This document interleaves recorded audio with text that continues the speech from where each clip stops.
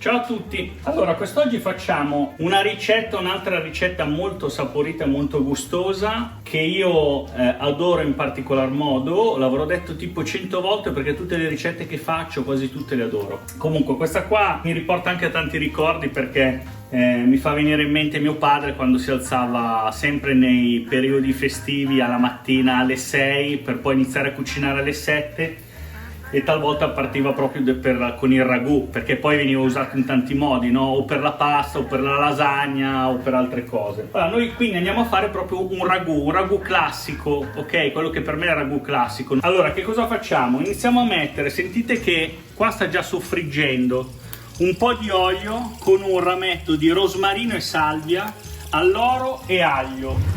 Allora, come al solito facciamo attenzione a non far bruciare l'aglio, quindi gli diamo una girata, lo facciamo soffriggere a fuoco basso, perfetto. E nel frattempo che cosa abbiamo preparato? Abbiamo preparato un trito di cipolla, sedano e carote, poi un po' di bacon, quindi pancetta affumicata, che andiamo subito a mettere con il nostro soffritto perché dobbiamo far dorare.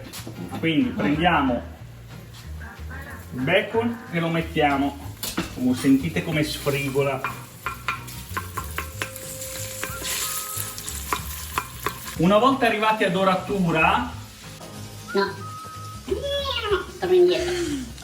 Una volta che avremo soffritto bene il tutto, quindi la nostra verdura con i nostri aromi, la pancetta eccetera, iniziamo a buttare la nostra carne trita. Allora, la carne trita, per fare il ragù un po' più saporito, cioè io uso solitamente manzo e maiale perché il maiale gli dà un po' più di sapore, ovviamente. Quindi io in questo caso ho preso mezzo chilo di carne trita di manzo e maiale che andremo ad aggiungere una volta che abbiamo soffritto per 5 minuti le verdure. Dopodiché quando la nostra carne sarà diventata scura, quindi vorrà dire che si sarà dorata all'interno della nostra pentola, andremo ad aggiungere un goccio di vino bianco, faremo evaporare e poi inizieremo ad aggiungere il brodo e i pelati, ok? Allora, quando il nostro bacon sarà ben dorato, come avete visto, aggiungiamo il nostro soffritto di verdure. Andiamo a dare una bella girata. Forse non l'ho detto, ma il nostro insieme di aromi come lo facciamo? Lo facciamo avvolto con uno spago apposta per gli alimenti per evitare che tutte le foglie vadano da tutte le parti, ok? Quindi basta prendere uno spago, avvolgerli a spirale e fare un nodino, molto semplice, così evitate che le foglie del rosmarino, più che altro il rosmarino, vada dappertutto. Ora aggiungiamo la nostra carne trita, perché il soffritto ormai sta andando da 5 minuti. Andiamo a girare bene, Allora, il vino quando lo aggiungiamo? Solamente una volta che la nostra carne avrà soffritto per almeno 5 minuti. Quindi quando vediamo che la carne non è più rosa o rossa e si scurisce, no? Diventa di quel colore grigetto, marroncino, vuol dire che è stata cotta un po' dappertutto, e iniziamo ad aggiungere il nostro vino. Cosa facciamo? Nel frattempo togliamo il nostro spicchio di aglio. Una volta che vedete che il nostro ragù è diventato biancastro, non grigetto, insomma vuol dire che è stato cotto bene, magari manca qualche pezzettino, adesso io mano a mano cosa faccio? Lo vado a schiacciare, a distribuire bene, ok, in modo da sgretolarlo bene. Ci prepariamo con il vino bianco e andiamo a distribuirlo su tutta la superficie. Non troppo, E ora cosa facciamo? Lo facciamo evaporare. Come al solito, per capire se il nostro vino è evaporato si sente l'alcol. Se non sentite più odore di alcol vuol dire che è evaporato.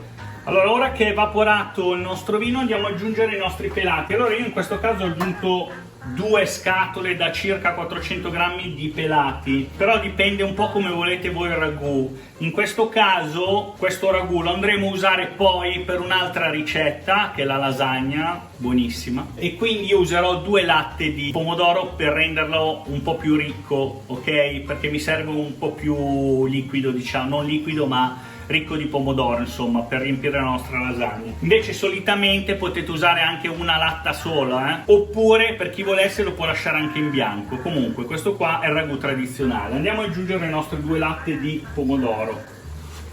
Allora, qua potete aggiungere pomodoro macinato, pelati, tanto poi si disgregano, quindi passare i pelati e aggiungerli dopo come volete. Ovviamente i pelati passati sono sicuramente più buoni.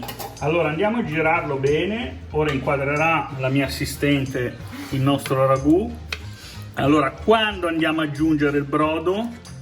Quando vediamo che inizia a ribollire, perché ovviamente lo dobbiamo portare a ebollizione. Aggiungiamo il brodo, lo andiamo a ricoprire, lo mettiamo sul fuoco basso mentre bolle, mettiamo il coperchio e lo lasciamo andare per 3 ore.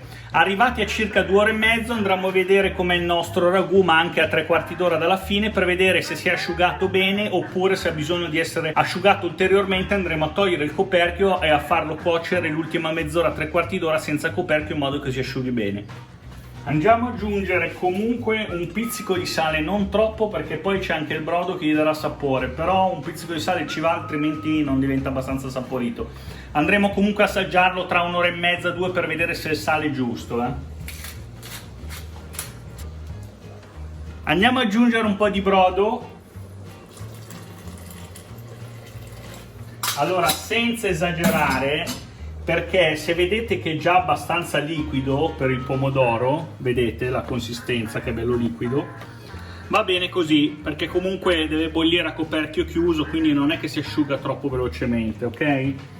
Andiamo a prendere la nostra pentola che avremo che avremo coperto con il nostro coperchio, che gioco di parole, e avremo portato a ebollizione. Lo andiamo a spostare sul fuoco più piccolo, andiamo a dare giusto una girata. Boh, lo lasciamo bollire per circa 3 ore. Ci vediamo più tardi. Allora, come vedete il nostro ragù si è asciugato, è della consistenza perfetta anche per fare una bella lasagna.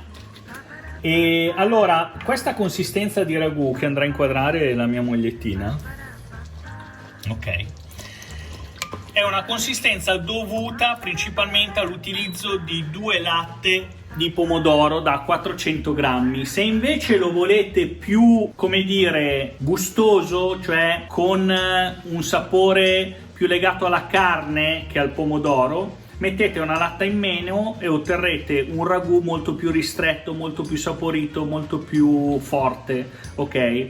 Perché ad esempio a me piace così, invece alla mia mogliettina piace con più pomodoro. In questo caso ho usato più pomodoro perché lo useremo poi per la lasagna, che è un'altra ricetta che troverete sempre all'interno del mio canale. A questo punto cosa facciamo? Assaggiamo il nostro ragù. Premetto che sono passate 3 ore di cottura, io a volte la lascio anche 4 ore. Niente, una bontà. Buonissimo.